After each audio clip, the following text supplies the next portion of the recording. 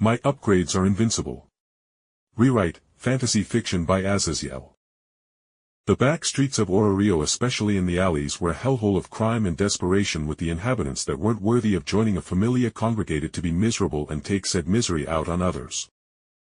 My fucking shoes. Really? I asked, flabbergasted, as the damned midget / pallum held me at knife point. No, the dirty child-looking being held me at jagged glass point, as the pallum had seemingly bound the jagged hunk of glass in some cloth to protect their hand from the large shard of glass. When I landed in Danmachi, I was so damned excited. I could meet some great waifus, I could join a familia and become superhuman, etc. But when I finally got to the guild from where I was randomly dropped in the middle of some small park and sleeping against a tree, I was firmly reminded of how Orario was called the City of Dreams. And just like dreams, they were ephemeral things, as the guild said, with the food shortage going on due to a Rakia invasion as well as the unrest from other events, that all the familias within the guild register were full of recruits and were no longer recruiting. Sure, some familias were eternally recruiting, but I utterly refused to go anywhere near the meat grinder that was the entertainment district familias like Ishtar's. So here I was being held up at knife point by a fucking dirty ripoff of a hobbit for my tennis shoes that it most certainly couldn't even wear. Look. I got denied at every turn by every familia I tried talking to. I said, and the childlike face sneered at my answer, but then froze as I leaned closer and continued with a stone-cold face that I practiced from seeing Cartel and other psycho dudes on TV. I am so very frustrated at this moment, so here is what is going to happen. You can and maybe will end up stabbing me with that hunk of dirty glass, but even if I bleed out like a stuck pig, I am going to grab your head by your greasy-ass hair, and then I am going to drown you in that rain barrel over there while your tiny legs kick in the air as your midget ass can't reach the ground. Do you still want to do this? I asked bluntly, and the pallum looked at the homemade knife and then slowly took a step back, shaking their head. No, you aren't an easy mark. Not worth it.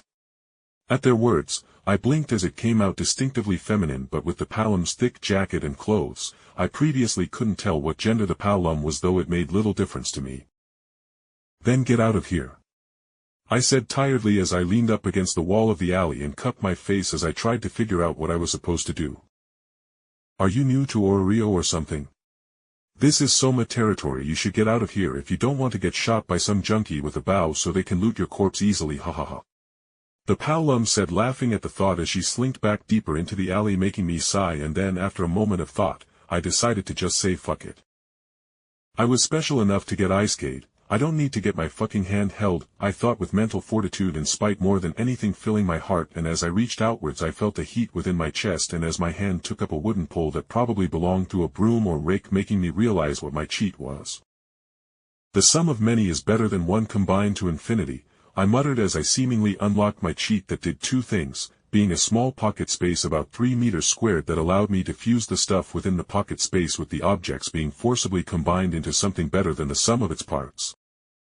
Silently I pocketed a bunch of trash and debris in the alleyway, and I mentally watched as, almost like a gotcha game, all the wood and metal scrapes combined together into a spear that I tried to envision was about 2 meters long with a plain but sharp and thick spear blade atop the dense wooden handle. But even as I held the spear I had some doubts. Like, should I even share this secret to join a familia, and could those gods who bind my soul with their divine tramp stamp fuck with my cheat? At the thought of losing my cheat, the prospect of joining a familia lost a lot of its draw. The whole point of a cheat was to help someone reach their full potential and break the world over their knees, and the simple possibility of one of the cruel gods fucking with it. Yeah, I'd rather not chance it for now, I realized. So with that, decided to just make my own way until, or even if I found a god or goddess trustworthy enough. Sure, Hestia was a basic easy option, but I didn't want to get dragged into Belle's shenanigans until I got my feet under me. Another 5 minutes later I made my way across Orario to get back to the Tower of Babel, and as I stared into the massive pit that led into the heart of the dungeon I took a deep breath with my spear at my side, and I heard some guys chuckling at the sight of me who was obviously a rookie with how I was armed with such a basic spear and only a thick leather apron thing I tied around my chest and a collar to protect my neck. Dude, is it your first time or something? A guy behind me wearing plate mail asked as I was walking down into the dungeon, and between steps I said yes. Well in that case having a spear is a smart choice, especially if you just stick to the first floor, as the goblins and kobolds, even if you just got your fauna, won't be an issue so long as you don't get ganged up on. The man said, and then the rest of the walk was silent, as although it was clear they were friendly people that obviously weren't going to babysit me or anything.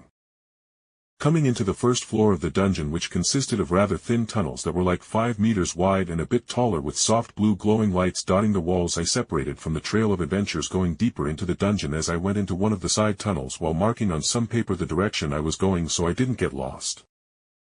"There's one," I muttered, seeing the singular goblin literally bending over to look imperceptibly down a different hallway. I took a deep breath as I approached the goblin that was looking down the tunnel, and when my feet naturally alerted the goblin, it whirled around and I saw how the goblin had 3 small like bladed horns on its head, and its lower body was covered with a thick fur, and being a dungeon monster obviously had glowing red eyes showing its connection to the dungeon.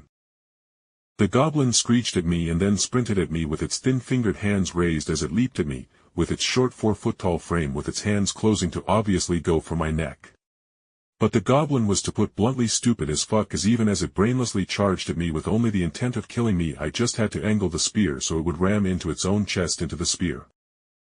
I grunted as the goblin's rib cage resisted the spear point for a second before breaking, and my spearing pushed all the way through the goblin's chest and going out the back of it, but even as my spear went through the goblin's lungs, the monster only vomited blood, freezing for a moment before its mind, clouded by the dungeon, just went right back to trying to kill me. So it literally slid down the length of my spear, coating the wooden handle in its blood as it tried to get to me.